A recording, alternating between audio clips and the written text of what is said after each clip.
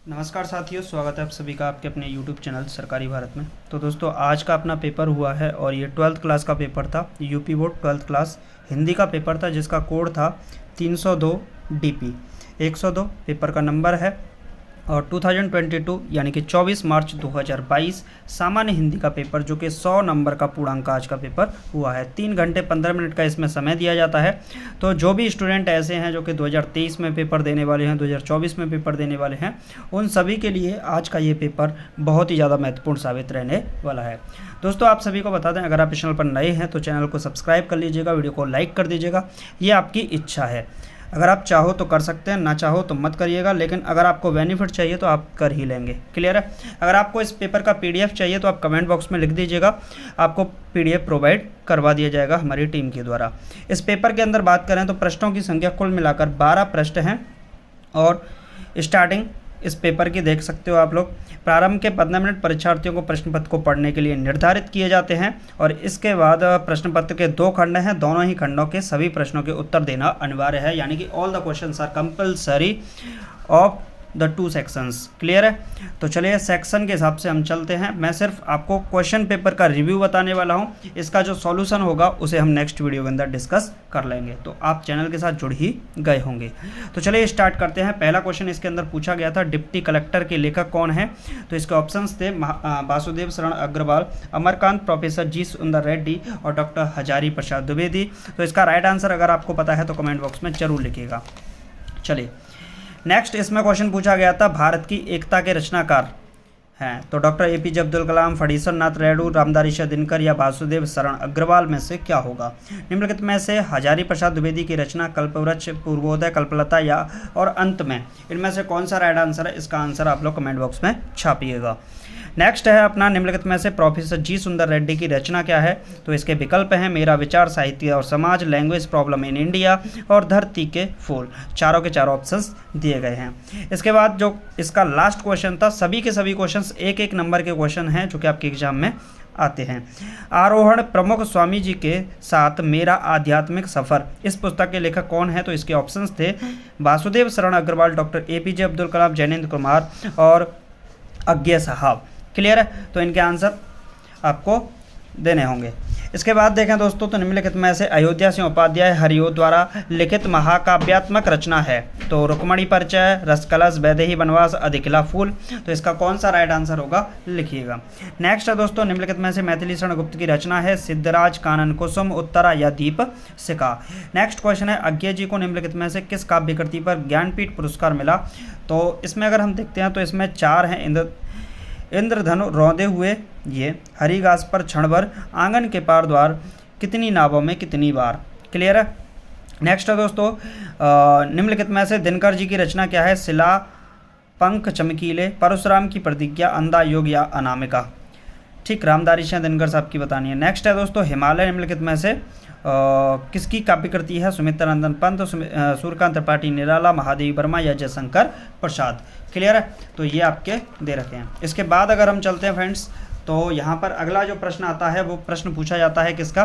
दिए गए गद्यांश दिया होगा जो कि 10 नंबर का होगा और इस गद्यांश पर आधारित 5 प्रश्न होंगे। एक संदर्भ लिखना होता है और रेखांकित जो लाइन दे रखी होती है, रेखांकित हुआ आता है, उसका आपको व्याख्या करनी होती है। तो ये भी क्वेश्चन आपका आता है। तो देख लेते हैं क्या है इसमें।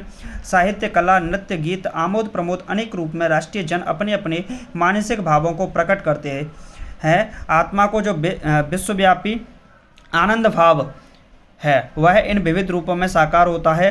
अब यहाँ से रेखांकित है, यद्यपि बाह्य रूप से दृष्टि से संस्कृति के ये बाहरी लक्षण अनेक दिखाई पड़ते हैं, किंतु आंतरिक आनंद की दृष्टि से उनमें एक सूत्रता है। जो व्यक्ति सहृदय है वह प्रत्येक संस्कृति के आनंद पक्ष को स्वीकार करता है और उससे आनंदित होता है। इस प्रकार की उदार भावना ही विविध जनों से बने हुए राष्ट्र के लिए स्वास्थ्यकर है। तो इसके 5 क्वेश्चन आपको पूछे गए थे, इनके आपको आंसर लिखने थे। क्लियर? तो राष्ट्रीय जन अपने अपने मानसिक भावों को किन किन रूपों में प्रकट करते हैं? संस्कृति के आनंद पक्ष को कौन स्वीकार करता है? मानसिक और स्वास्थ्यकर शब्दों के अर्थ लिखिए, रेखांकित अंश की व्याख्या कीजिए और उपयुक्त गद्यांश के पाठ का शीर्षक और उसके लेखक का नाम लिखिए। ये आपके से प्रश्न पूछे गए। इसके बाद अथवा में आपको एक और दिया था, आप इसको भी इसमें सॉल्व कर सकते थे। तो अथवा में एक और गद्यांश है, क्या है, रमणीयता और नित्य नूतनता अन्योन्याश्रित है। रमणीयता के अभाव में कोई भी चीज़ मान्य नहीं होती। नित्य नूतनता किसी भी सर्जक की मौलिक उपलब्धि की प्रामाणिकता सूचित करती है और उसकी अनुपस्थिति में कोई भी चीज़ वस्तुतः जनता व समाज के द्वारा स्वीकार्य नहीं होती है। सड़ी गली मान्यताओं से जकड़ा हुआ जैसे आगे बढ़ नहीं पाता, वैसे ही पुरानी रीतियों और शैलियों की परंपरागत लीक पर चलने वाली भाषा भी जन चेतना को गति देने में प्राय असमर्थ ही रह जाती है।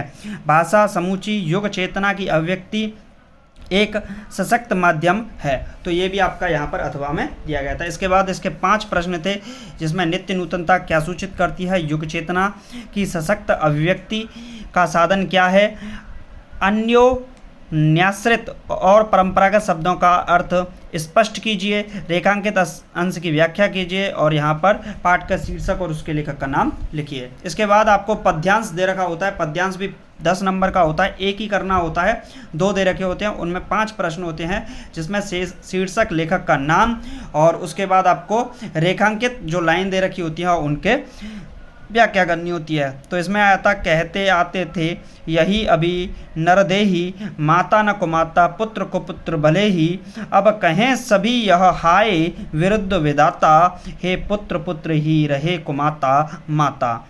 बस मैंने इसका बाह्य मात्र ही देखा, दृढ़ हृदय न देखा, मृदुल गात्र ही देखा, परमार्थ न देखा, पूर्ण स्वार्थ ही साधा, इस कारण ही तो हाय आज यह बाधा, युग युग तक चलती रहे कठोर कहानी, रघुकुल में भी थी एक अभागिन रानी। तो काफ़ी अच्छी है। और इस पर प्रश्न आए थे, नरदेही अभी तक क्या कहते आ रहे हैं, युग युग तक क्या कठोरता कहानी चलती रहेगी, गात्र और परमार्थ शब्दों का अर्थ स्पष्ट कीजिए, रेखांकित अंश की व्याख्या कीजिए, उपयुक्त कविता का शीर्षक और कवि का नाम लिखिए। तो ये आपके पूछा गया था पद्यांश।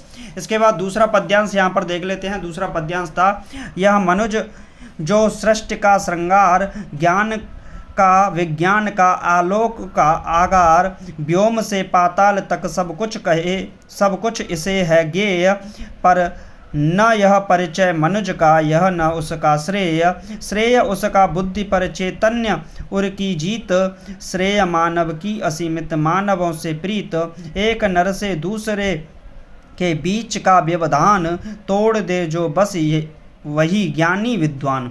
तो इस सृष्टि में मनुष्य का क्या महत्व है, मानव जीवन का क्या श्रेय होना चाहिए, आगार और व्यवधान शब्दों का अर्थ स्पष्ट कीजिए, रेखांकित अंश की व्याख्या कीजिए, उपयुक्त कविता का शीर्षक और कवि का नाम लिखिए। ये आपसे पूछे गए थे प्रश्न। इसके बाद यहाँ पर जीवन परिचय की बात करें तो अधिकतम 80 शब्दों में लिखना होता है। 3 जीवन परिचय, 3 राइटर थे, 3 लेखक थे, जिनमें से किसी एक का करना था। पहला था प्रोफेसर जी सुंदर रेड्डी, डॉक्टर हजारी प्रसाद द्विवेदी और डॉक्टर वासुदेव शरण अग्रवाल, इन्हीं में से आपको लिखने थे। इसके बाद बात करें दोस्तों कवियों की बात करें, पद्यांश से ये भी 80 शब्दों में लिखना था। 3 थे, अयोध्या से उपाध्याय, हरिओद, सुमित्रानंदन पंत और रामधारी सैदनकर। किसी एक का आपको जीवन परिचय लिखना था, अधिकतम 80 शब्दों का। इसके इस बाद प्रश्न संख्या 6 जो कि कहानी है, ध्रुवतारा अथवा बहादुर कहानी का सारांश अथवा पंचलाइट अथवा बहादुर कहानी का उद्देश्य पर प्रकाश डालिए। तो यहाँ पर बस एक ही करना था, अधिकतम 80 शब्दों में। इसके बाद क्या है, स्वपठित खंडकाव्य के आधार पर किसी एक खंडकाव्य के एक प्रश्न का उत्तर दीजिए। ये आपका जो आपकी जिला होता है, आपके ज़िले में आपके जोन में जो आता है उसी का करना होता है, जिसमें मुक्ति यज्ञ और रश्मि रथी, आलोक व्रत ये आपको दे रखे हैं। क्लियर। इसके बाद बात करें दोस्तों सत्य की जीत, त्यागपति, श्रवण कुमार, ये आपको दे रखे हैं, इनमें से किसी एक का आपको करना था। इसके बाद बात करें दोस्तों संस्कृत स्टार्ट होती है खंड ख में, जिसमें गद्यांश में से किसी एक संदर्भ का हिंदी में अनुवाद कीजिए, यानी कि ससंदर्भ हिंदी में अनुवाद कीजिए, यानी संदर्भ भी लिखना था और आपको इनकी हिंदी भी करनी थी। क्लियर है। तो यथे बोप कर्णावता जीवनम तथैव ते जीवनम स्यात्, अमृतस्त्वस्य तो नासास्ति वित्तेन इति सामित्रेयी उवाच येनाहं नामृतास्यां किमः तेन कुर्यां यदेव भगवान् केवलमृतत्वसाधनं जानाति तदेव मे ब्रूहि। याज्ञवल्क्य उवाच प्रिया न सती त्वं प्रियभाससे एहि उपविश व्याख्यास्यामि ते अमृतत्वसाधनं। याज्ञवल्क्य उवाच न वा अरे मैत्रेयी पत्युः कामाय पति प्रियो भवति आत्मनस्तु भे कामाय पति प्रियो भवति। इसमें से आपको इसका क्या करना था, हिंदी में अनुवाद करना था। दूसरा आया था अतीते प्रथम कल्पे जना एक विरूपमं सौभाग्य प्राप्तं सर्वाकार परिपूर्ण पुरुष राजानं कुर्वनं। चतुष्पदा अपि सन्निपत्य एकसिंह राजान कुर्वनं। ततः सको निगडाः हिमवत् प्रदेशे एकस्मिन् पाषाणे सन्निपत्य मनुष्येषु राजा प्रज्ञायते च चतुष्पदेषु च अस्माकं पुनरन्तरे राजा नास्ति अराजको वासो नाम न वर्तते एको राजस्थाने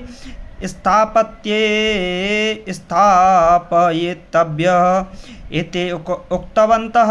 अतः ते परस्परमवलोकयन्तः एकमलूकं दृष्टा अयं नो रोचते इत्यवोचन। इसका आपको क्या करना था, हिंदी में अनुवाद करना था। मैं आपको पूरा पढ़ के बता रहा हूँ। इसके बाद इसमें एक ससंदर्भ हिंदी में अनुवाद करना था, जो कि आपका एक तरीके से जो आपका श्लोक आता है उसका क्या है। विद्या विवादाय धनम मदाय शक्ति परेशा परपीडनाय खलस्य साधोः विपरीत में तज्ज्ञानाय दानाय च रक्षणाय। या इसमें से इसको छोड़कर आप दूसरे को भी ले सकते हैं, इसका भी कर सकते थे। अथवा में है जयन्ते ते महाभागा जनसेवा परायणाः जरा मृत्यु भयम नास्ति ये सा कीर्ति तनो क्वचित। तो इसका भी कर सकते हो आप, किसी एक का करना था आपको। क्लियर है, क्लियर है भाई।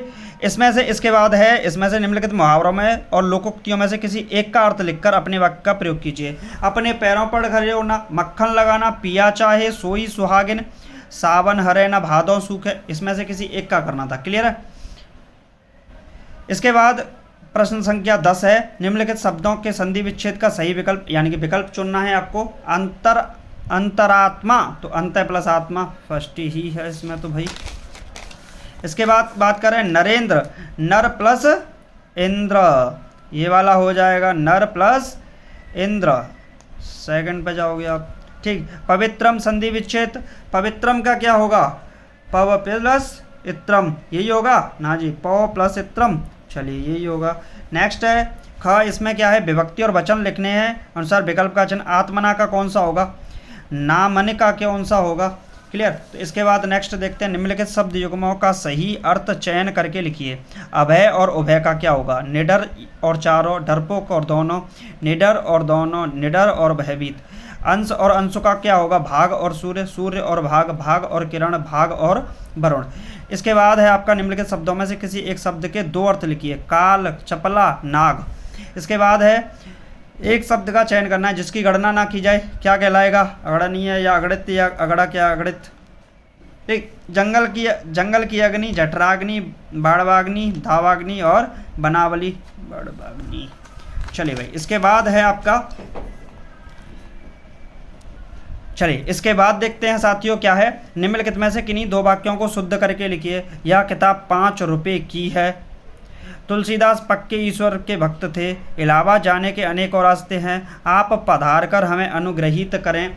इसके बाद देखें दोस्तों 12वां प्रश्न है, वीर या अथवा हास्य रस के लक्षण और उदाहरण लिखिए।